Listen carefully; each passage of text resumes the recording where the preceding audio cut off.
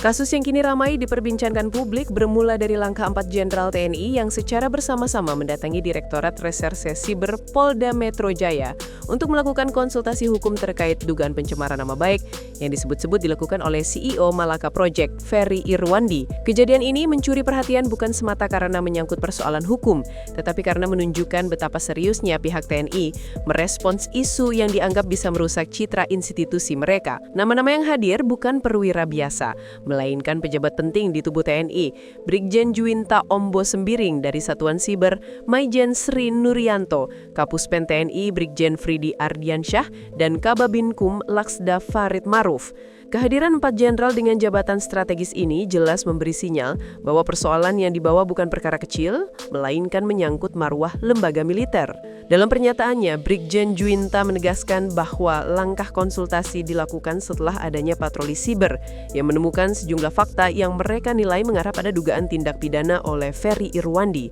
Publik pun bertanya-tanya, apakah benar dugaan itu cukup kuat untuk dilanjutkan ke ranah hukum atau justru hanya upaya untuk menekan suara-suara kritis.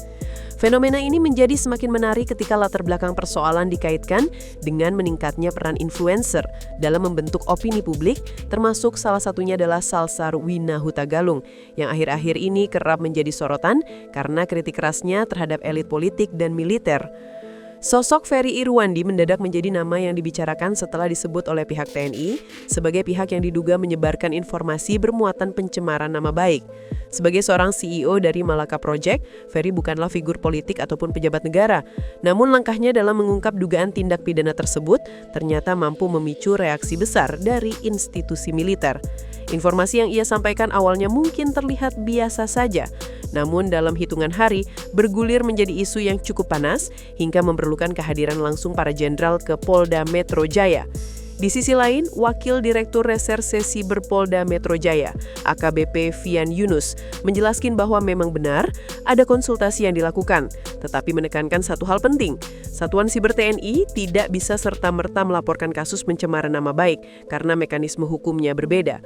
Penjelasan ini memberi gambaran bahwa kasus tersebut tidak sederhana, melainkan penuh pertimbangan hukum dan politik.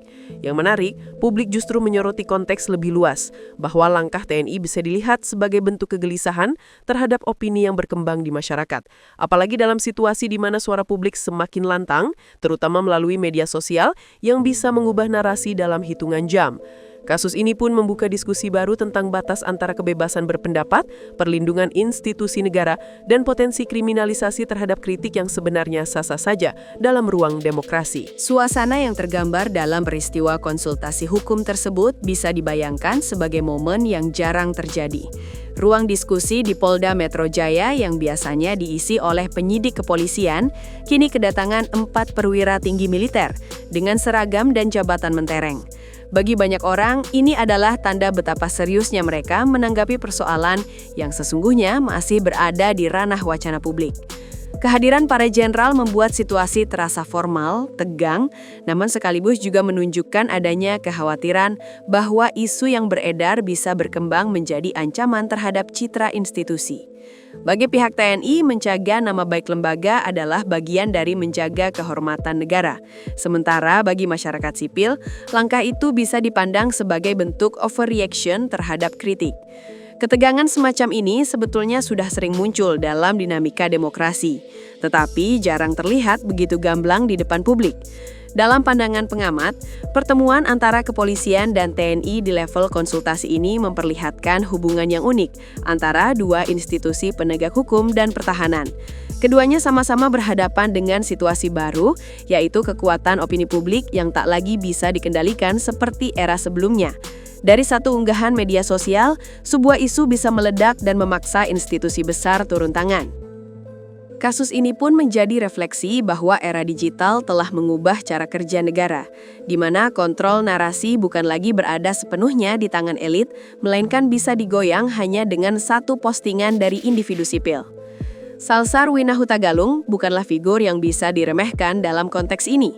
Latar belakang akademisi dan rekam jejak prestasinya membuat kritik yang ia lontarkan selalu mendapat bobot tersendiri di mata publik. Pada 2014, ia berhasil menjuarai lomba debat internasional di Nanyang Technological University, Singapura, sebuah pencapaian yang tidak mudah dan menunjukkan kemampuan berpikir kritis serta argumentasi yang kuat. Sebelum itu, ia juga tercatat sebagai mahasiswa berprestasi di Universitas Gadjah Mada, salah satu kampus terbaik di Indonesia. Dengan modal akademis dan pengalaman internasional tersebut, Salsar tidak hanya dikenal sebagai influencer yang aktif di media sosial, tetapi juga sebagai intelektual muda yang bisa menyusun argumen tajam dan menyentuh isu-isu mendasar dalam kehidupan berbangsa. Kritik yang ia lontarkan terhadap pejabat publik maupun institusi negara tidak lahir dari ruang kosong, melainkan melalui pemahaman dan analisis yang terasah dari pengalaman panjang. Hal ini menjelaskan mengapa setiap pernyataannya, baik di media sosial maupun dalam forum publik, selalu memicu respons luas, bahkan hingga ke tingkat elit politik. Dalam kasus 4 Jenderal TNI dan Ferry Irwandi, nama Salsar kembali disebut sebagai bagian dari gelombang suara kritis yang mampu mengguncang tatanan yang selama ini dianggap mapan. Dari sini jelas bahwa ia bukan sekadar selebriti digital, melainkan figur dengan pengaruh nyata dalam percakapan politik nasional. Ketika seorang influencer terjun membicarakan politik, efeknya seringkali jauh lebih besar daripada yang bisa dilakukan oleh media arus utama. Hal ini terbukti dari fenomena yang terjadi beberapa tahun terakhir, di mana satu unggahan di media sosial dapat melahirkan diskusi panjang di masyarakat, bahkan memaksa pejabat negara untuk memberi klarifikasi. Salsar Nena adalah salah satu contoh paling nyata dari tren ini. Dengan gaya komunikasinya yang lugas, belak-belakan, dan dekat dengan bahasa sehari-hari, ia berhasil menjangkau kalangan anak muda yang biasanya enggan mengikuti isu politik. Dampaknya, opini yang ia sampaikan seringkali menyebar dengan cepat dan mempengaruhi persepsi publik lebih kuat daripada editorial panjang di surat kabar. Dalam konteks kasus 4 Jenderal TNI, kehadiran suara-suara seperti Salsar semakin memperlihatkan bahwa narasi bukan lagi monopoli elit atau institusi formal. Setiap individu dengan pengikut yang besar bisa menjadi pembentuk opini, bahkan penggerak arus besar dalam percakapan politik. Fenomena ini menuntut elit untuk tidak lagi mengabaikan influencer, melainkan menganggap mereka sebagai aktor penting dalam lanskap demokrasi modern. Dari situ publik bisa belajar bahwa suara individu, bila disampaikan dengan konsistensi dan keberanian, dapat menjadi alat kontrol sosial yang sangat efektif. Salah satu momen paling mencolok yang memperlihatkan keberanian Salsar Wina adalah ketika ia secara terbuka menantang Ahmad Syahroni, Wakil Ketua Komisi 3 DPR RI, untuk berdebat. Tantangan itu muncul setelah Syahroni melontarkan pernyataan kontroversial yang menyebut istilah orang tolol sedunia, ucapan yang dianggap merendahkan rakyat. Salsar melalui akun Instagram pribadinya tidak hanya mengkritik pernyataan tersebut, tetapi juga menantang langsung Syahroni agar berdebat dengan juri profesional internasional. Langkah berani ini sontak memicu perhatian luas.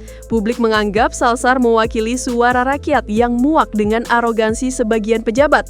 Tantangan itu memang akhirnya tidak diterima oleh Syahroni, yang memilih merespons dengan santai dan mengabaikan ajakan debat. Namun justru hal tersebut membuat reputasi Syahroni terguncang, sementara nama Salsar melambung tinggi. Dari satu peristiwa ini terlihat jelas bahwa keberanian dalam menyuarakan kebenaran seringkali lebih dihargai publik dibandingkan jabatan formal. Dualitas hasilnya menarik. Syahroni terkesan mundur, sementara Salsar dipandang maju selangkah dalam memperkuat citra sebagai sosok berani melawan ketidakadilan.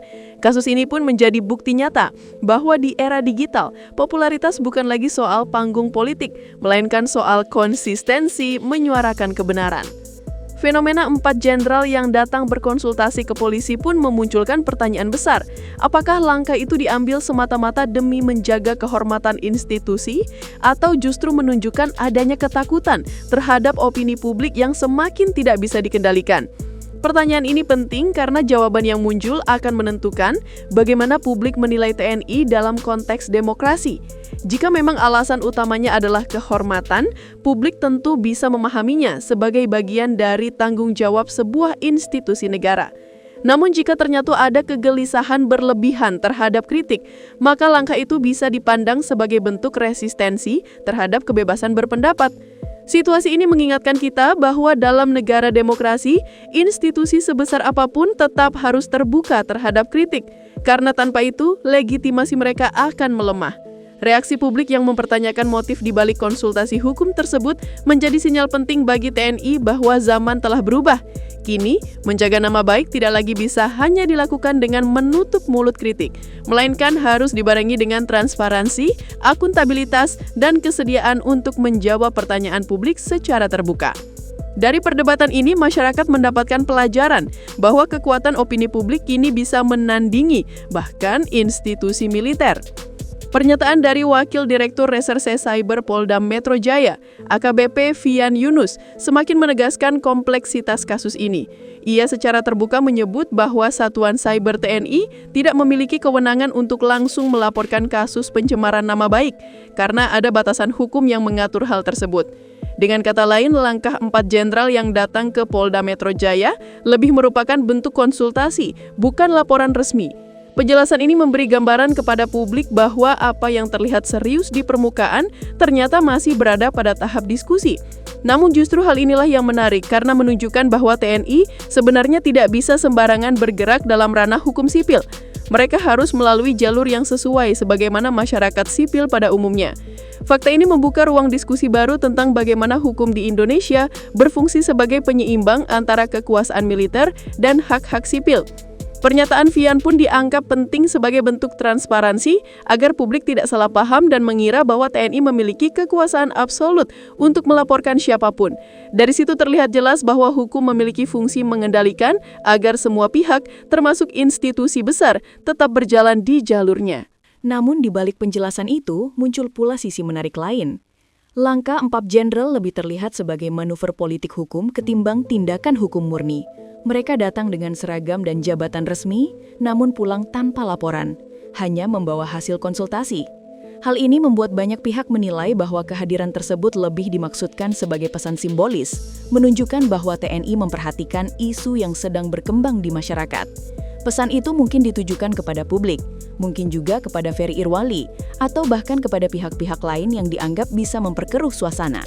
Dengan kata lain, ini adalah cara TNI mengirim sinyal bahwa mereka tidak akan tinggal diam jika institusinya diserang. Di satu sisi, langkah itu bisa dianggap sah-sah saja, sebagai bentuk antisipasi. Namun di sisi lain, publik justru melihatnya sebagai tanda kerentanan, bahwa institusi sebesar TNI pun bisa terusik oleh kritik di media sosial. Fenomena ini menegaskan bahwa kekuatan narasi telah bergeser dan pengaruh opini publik tidak bisa lagi diremehkan, bahkan oleh militer. Perubahan besar yang terlihat dari kasus ini adalah potensi tren masa depan, di mana suara influencer semakin punya dampak terhadap dinamika politik dan hukum. Jika hari ini seorang Salsarwina bisa mengguncang institusi sebesar TNI hanya dengan pernyataan dan unggahan, maka tidak tertutup kemungkinan di masa depan lebih banyak generasi muda akan mengambil peran serupa.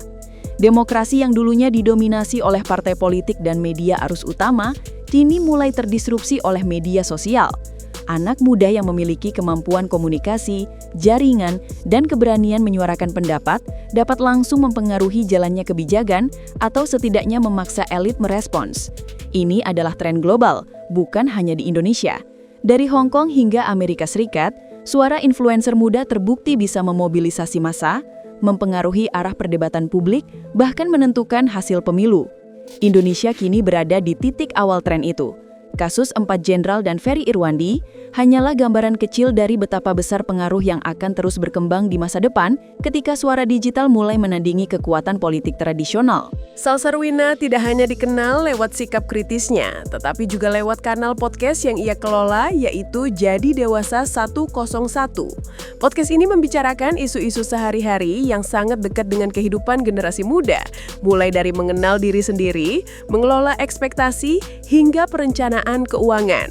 Gaya bahasanya sederhana, jujur, dan apa adanya, sehingga mudah diterima oleh anak muda yang sedang mencari arah hidup. Justru karena kedekatan ini, ketika Salsah berbicara tentang politik atau kondisi sosial, pengaruhnya terasa lebih kuat.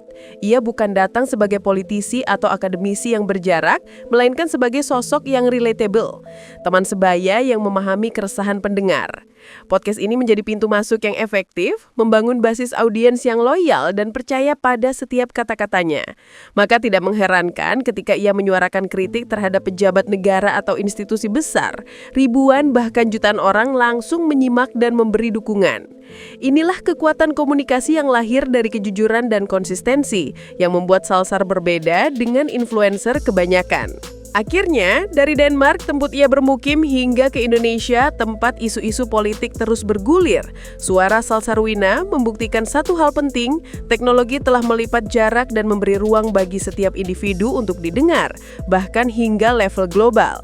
Dari kritik terhadap Ahmad Syahroni, keberanian menantang pejabat hingga konsistensi membela suara rakyat, Salsar menunjukkan bahwa satu suara bisa berdampak luas. Kehadiran 4 jenderal di Polda Metro Jaya hanyalah salah satu efek dari gelombang besar perubahan komunikasi politik.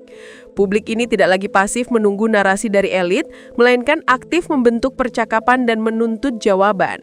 Dari kasus ini, kita bisa melihat bahwa demokrasi Indonesia sedang memasuki babak baru, di mana pengaruh digital bisa sama kuatnya dengan kekuasaan konvensional. Pertanyaan yang tersisa hanyalah, apakah elit siap menerima kenyataan baru ini? Atau justru akan terus mencoba membendungnya dengan cara lama yang semakin usang?